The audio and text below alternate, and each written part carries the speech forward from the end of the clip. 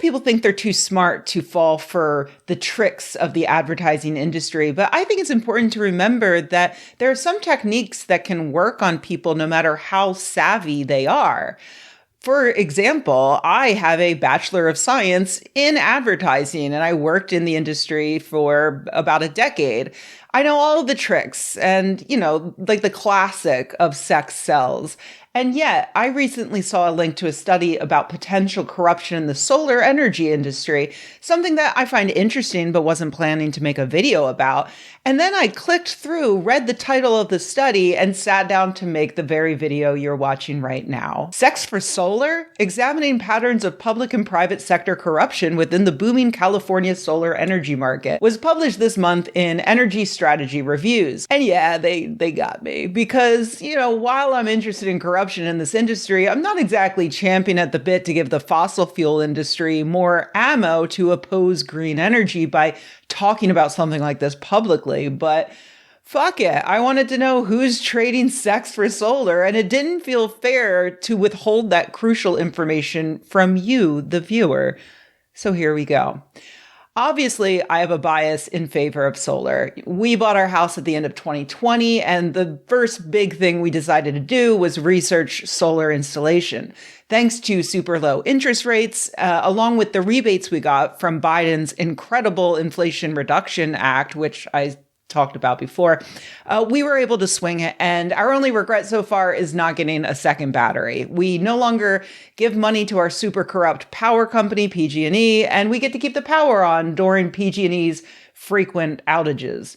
And then there's the morality of it all. We're now mostly free from fossil fuels. I can charge my e-bike with the sun in order to make grocery runs. It makes me feel like I'm living in a green technology utopia. Despite my bias, or maybe because of it, I think it's really important to be honest about any potential downsides that solar might have. For instance, the mining, manufacture, and transport of solar panels is not carbon neutral, but they do have an expected lifetime of 25 to 30 years, and research shows that they pay back their carbon deficit after a year or two. But corruption was something that I hadn't really ever seriously considered. I really wanted to make sure that I wasn't falling for big oil propaganda here, so I checked out the lead researcher. I was delighted to learn that Benjamin Sovacool is at my own alma mater, Boston University, and he was one of the lead authors on the IPCC report from 2022, the first findings of which I covered in a video at the time that I had to record from bed because it was so depressing in its appraisal of how much the fossil fuel industry has royally fucked our planet. And with no funding ties declared, it feels safe to say that this is not big oil propaganda.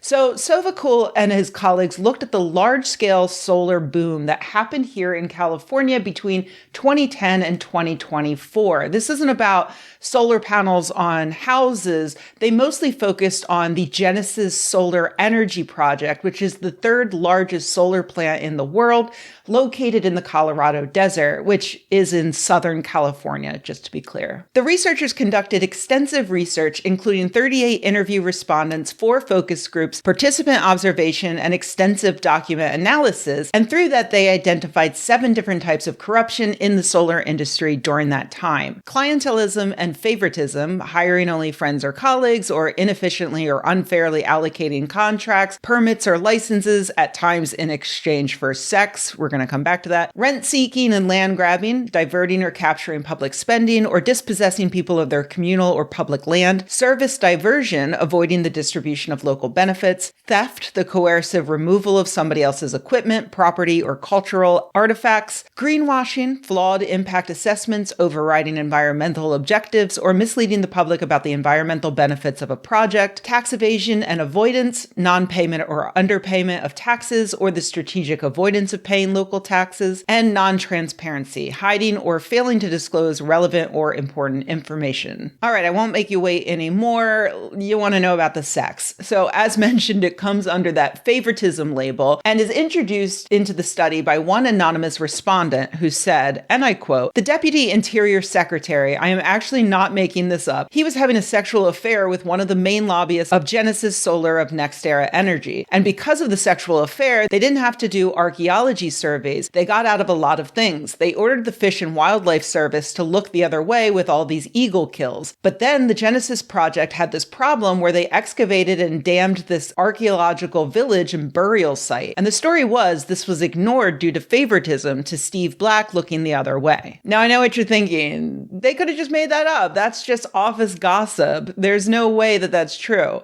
Well, allow me to introduce this official document created by the Department of the Interior, or DOI, confirming reports from agents at the U.S. Fish and Wildlife Service who reported that Steve Black, a top DOI aide to the Deputy Secretary, was secretly fucking Manal Yamut, a lobbyist for NextEra, the owner of the Genesis Solar project. The DOI investigation found that some Fish and Wildlife Service and Bureau of Land Management employees relayed concerns about receiving pressure from Black to re-examine their scientific opinions and make unsupportable changes to renewable energy-related projects. And other employees said they felt pressure from Black to move renewable energy projects forward despite environmental concerns. Black also had big plans to eventually become the chief executive officer of the American Wind Energy Association, but it seems like those plans have been scuttled thanks to those darned kids at Fish and Wildlife. Now, if you have a first grade education, you might think that the desert is a super safe place to build solar farms because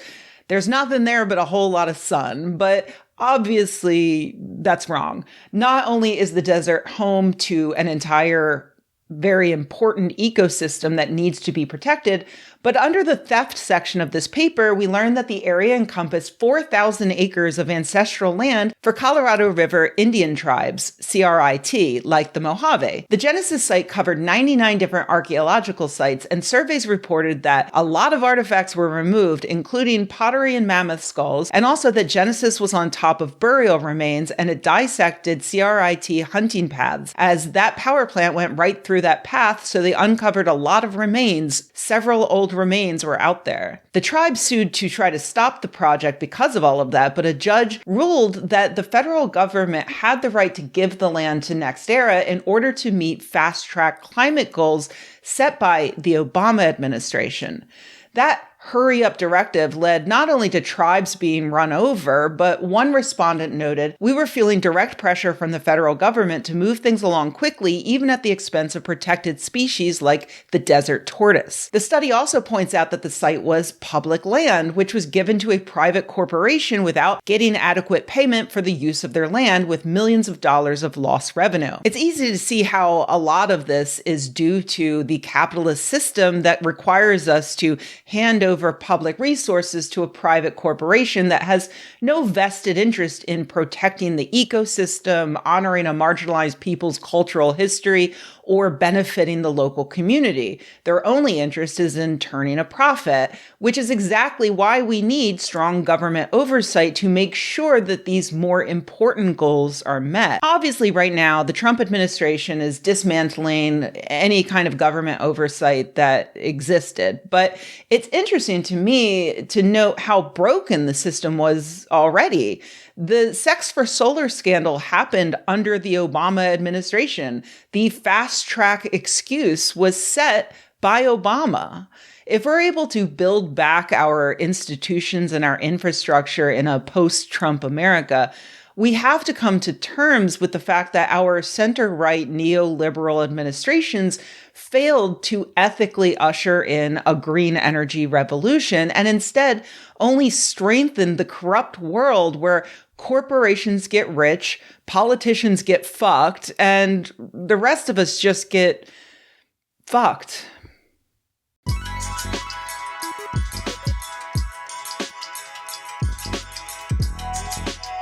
Hey everybody, thanks for watching. If you enjoyed this video, please give it a like. If you loved the video, please subscribe.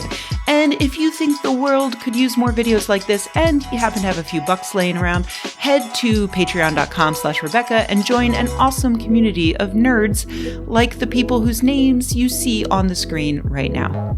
Thanks.